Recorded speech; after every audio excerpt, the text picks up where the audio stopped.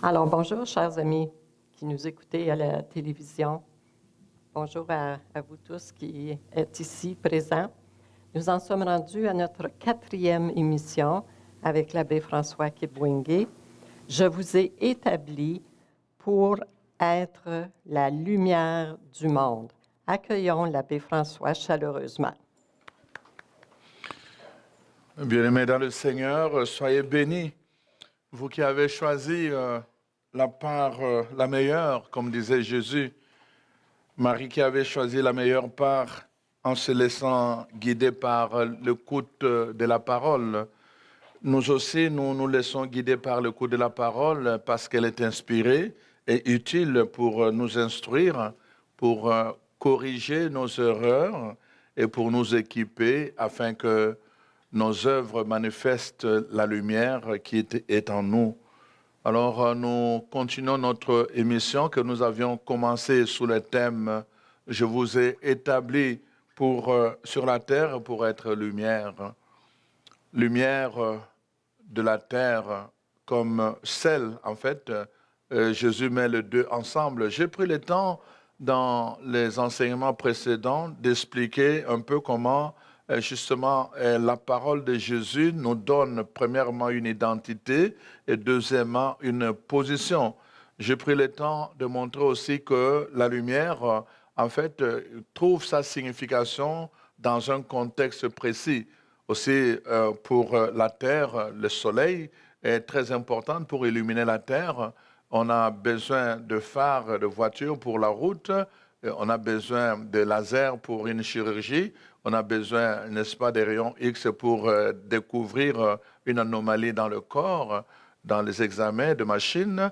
On a besoin, n'est-ce pas, d'autres lumières. Dans la vie, nous avons besoin de luminaires. D'ailleurs, l'être humain est dépendant de lumière. Quand la première lumière disparaît, il y a toujours, il crée d'autres luminaires pour se maintenir dans la lumière. Alors donc, je montrais aussi que, là, en fait, depuis le commencement, le monde était régi par le ténèbre, dans les tohu-bohu, et à cause de cela, la vie était morte, il n'y avait pas de vie. Donc la vie vient avec le premier mouvement, d'abord la lumière et puis la parole. Et l'évangile de Jean nous dit, à la parole, il y avait la vie, mais la vie était aussi la lumière. Donc on peut dire qu'au commencement, il y a la lumière, il y a la parole, il y a la vie. Donc la lumière entraîne la vie, l'obscurité entraîne la mort. Et nous avons vu comment les œuvres de l'ennemi, les œuvres des ténèbres, les œuvres du diable se font dans l'obscurité. Et quand on prend plaisir, n'est-ce pas, à ces œuvres-là, alors on commence à aimer l'obscurité plutôt que la lumière.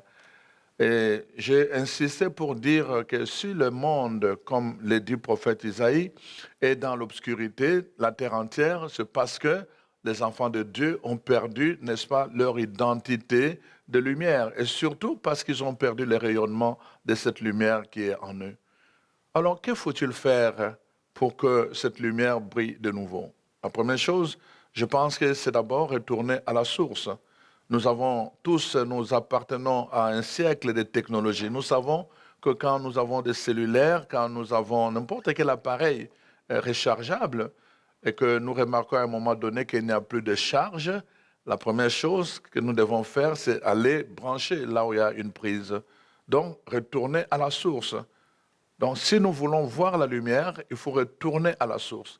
Nous devons retourner à la source, nous laisser, en fait, toucher par celui qui est la lumière et en qui nous devenons la lumière, en quelque sorte, le reflet de cette lumière. Alors donc, la source, c'est vraiment Jésus. L'apôtre Jean dit dans sa première lettre, quand il écrit, Jean 1, verset 3 à 1 Jean, 1, verset 3 à 5, il dit ce que nous avons vu, ce que nous avons entendu, ce que nos mains ont touché, hein, n'est-ce pas, nous vous l'annonçons, afin que vous aussi, vous soyez en communion avec Dieu le Père, mais aussi avec son Fils Jésus-Christ. Retourner à la source, c'est rétablir cette communion avec Jésus-Christ. Il n'y aura pas de reflet de lumière en nous si nous ne sommes pas reliés à la source. Il n'y en aura pas. Si nous sommes coupés à la source, il n'y aura pas de vie. Imaginez un peu un enfant dans les seins de sa mère. toute sa vie dépend de sa relation avec sa mère. Toute sa vie. Quand il est dans le sein de sa mère, c'est le cordon ombilical qui joue le rôle principal de lien entre la mère et l'enfant. Et tout ce que la mère mange, n'est-ce pas, est transféré dans le corps de l'enfant. Si la mère s'empoisonne, l'enfant va s'empoisonner. C'est le principe. Et donc, en Christ, la Bible dit en Christ, le mot en Christ, ça dit que nous sommes dans le Christ. Quand nous sommes dans le Christ, c'est vraiment cette image-là d'une mère qui porte son enfant. Nous devons nous nourrir de la mère. Nous devons être en relation. Notre cordon ombilical doit être fonctionnel si nous voulons vraiment, n'est-ce pas, que la vie du Christ pénètre en nous. Si nous voulons que la lumière du Christ pénètre en nous, nous devons d'abord retrouver cette communion avec le Christ. Sans cette communion avec le Christ, nous pouvons passer toute notre vie juste avec l'étiquette que nous sommes des chrétiens, mais en réalité, notre vie va faire la promotion, n'est-ce pas, de ténèbres, consciemment ou inconsciemment. Nous avons besoin de retrouver d'abord cette communion avec Christ lui-même. Et Jésus nous montre vraiment que la communion se passe d'abord par la parole. La première chose, Jésus a dit clairement, l'homme ne vivra pas seulement de pain, mais de toute parole qui vient, n'est-ce pas, du Père. Alors, donc, la parole nous récrée, la parole nous façonne, la parole nous ajuste, la parole, en fait, la parole nous restaure pour que nous puissions, en fait, être capables, habilités à rendre ce que, à nous conformer à l'identité que Dieu a mis en nous. Nous avons besoin de la parole. La parole est là, dans le langage technologique, on va dire, la parole est là pour nous formater. Donc vous allez avoir une disquette ou n'importe quoi, alors après vous l'avez mal utilisé, maintenant vous voulez le retoucher pour recommencer les choses à zéro. La première chose, il faut formater. Donc, l'ordinateur lui-même va reformater les choses, va remettre de l'ordre à l'intérieur. À partir de là, vous pouvez maintenant disposer de cette disquette pour pouvoir mettre autre chose. Alors, Dieu a fait en sorte que pour maintenir une communion avec Jésus, nous devons passer par la parole. La parole de Dieu nous formate de l'intérieur pour que nous soyons habilités à manifester ce qui est au-dedans de nous. Rappelez-vous, je le dis tout le temps, j'ai donné un enseignement pour dire le profondeur appelle le profondeur.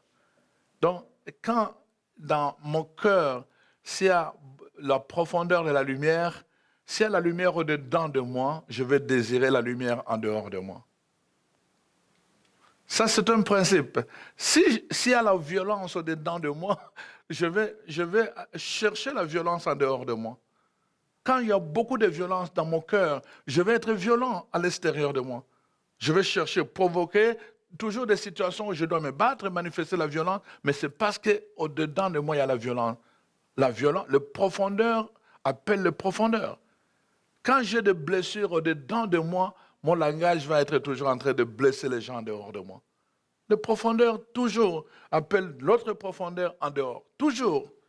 La profondeur appelle la hauteur. C'est comme ça, en fait, on peut le dire. Mais c'est un principe, ce n'est pas moi qui le dis, c'est la Bible qui le dit. Le profondeur appelle le profondeur. S'il n'y a pas dans le profondeur de mon être la lumière, si la lumière n'éclaire pas ma vie profonde à l'intérieur de moi, il n'y aura pas de profondeur de lumière en dehors de moi. Je ne veux pas désirer la lumière. S'il n'y a pas de vérité en moi, dans mon être intérieur, je ne suis pas un homme vrai, je ne dirai pas la vérité à l'extérieur de moi, c'est impossible. Parce que le profondeur appelle le profondeur. C'est un principe.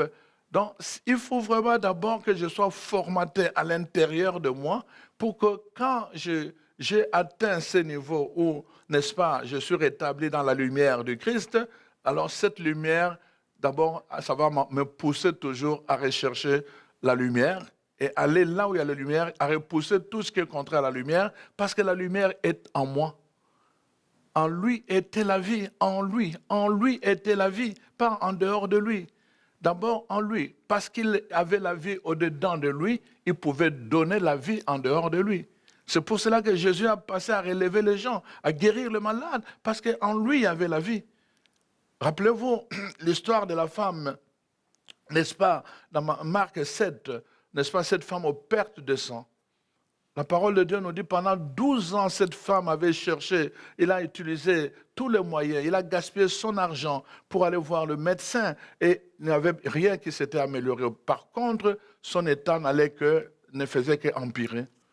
Et la parole de Dieu dit à un moment donné, quand cette femme a pris la décision, n'est-ce pas, de venir toucher Jésus, il y a un détail qui est donné. On nous dit ceci, quand elle a touché l'habit de Jésus, une force est sortie de lui, de Jésus. Une force est sortie de lui.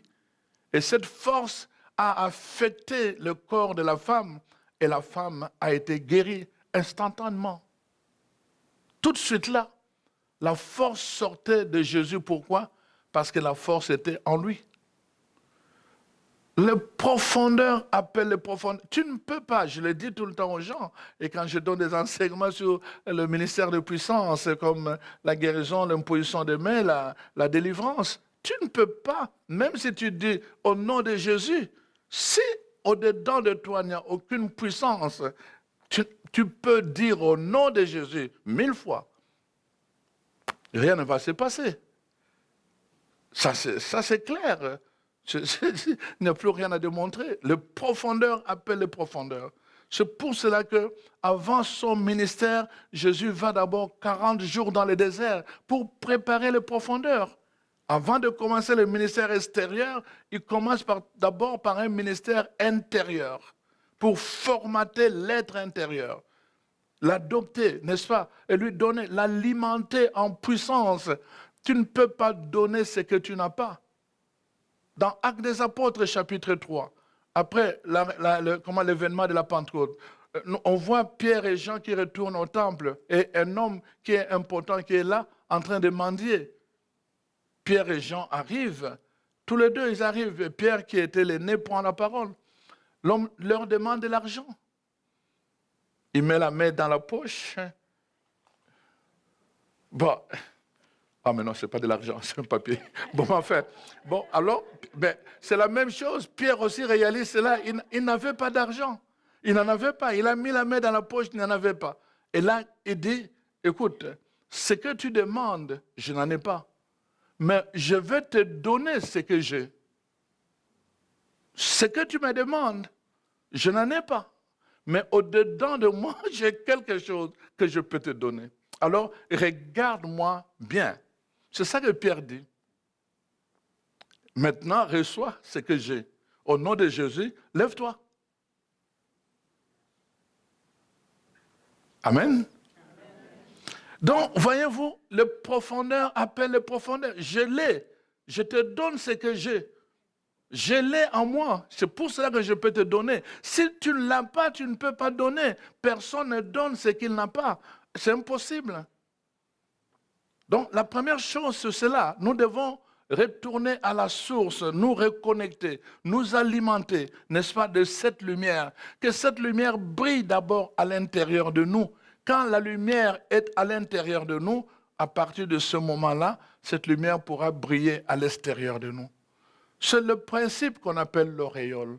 Regardez Jésus dans les actes dans l'évangile de Matthieu, chapitre 16.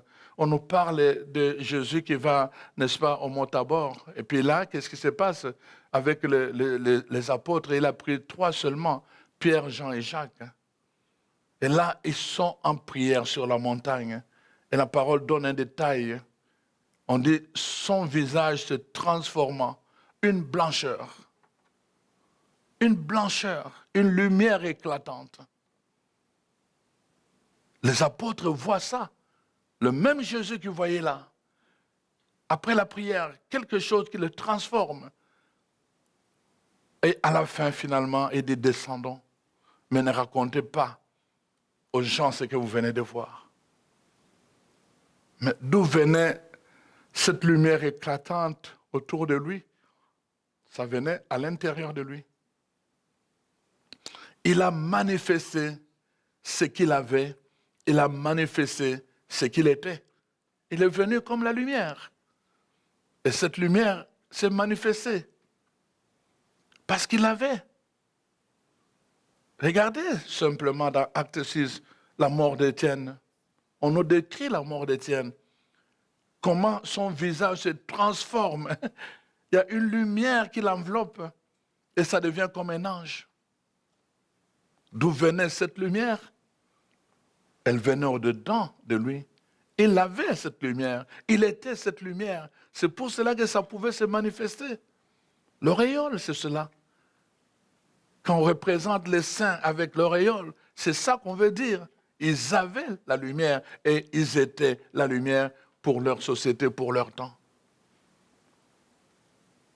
Voyez-vous, chers amis, nous devons nous reconnecter. Et c'est très important. Si nous ne le faisons pas, la Bible dit tout le temps, tu parais vivant, mais tu es mort.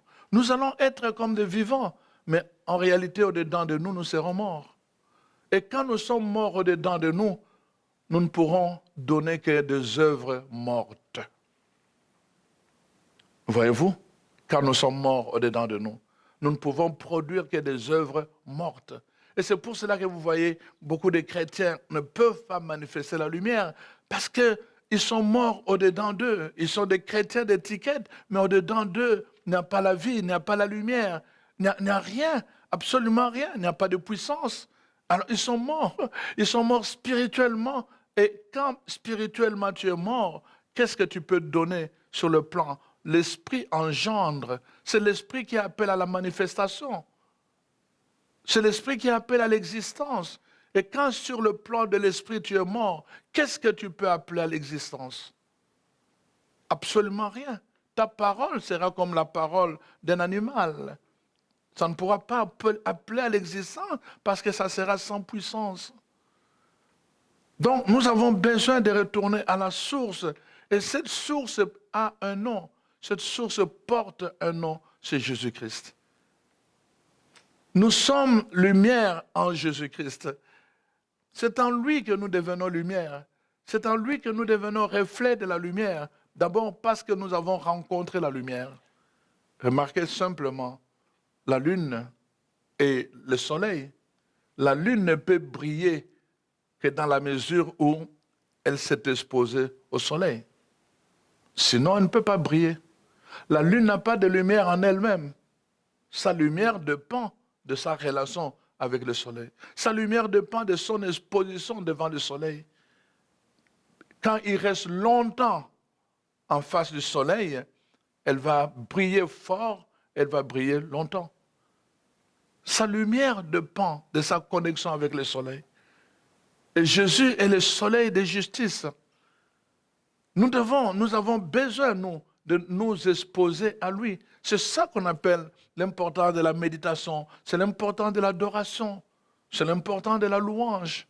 Dans notre vie au quotidien, nous venons nous exposer en présence de celui qui peut justement nous transmettre, nous transférer sa lumière pour qu'à notre tour nous puissions briller. Si nous n'avons aucune relation avec le Seigneur, qu'est-ce que notre prière sera toujours, comme je disais, toujours comme une prière qui dépend des événements. Quelque chose arrive, on commence à pleurer, on commence à prier. Quelque chose arrive, on commence à pleurer, on commence à prier. Mais les enfants de Dieu qui ont la lumière ne prient pas comme ça.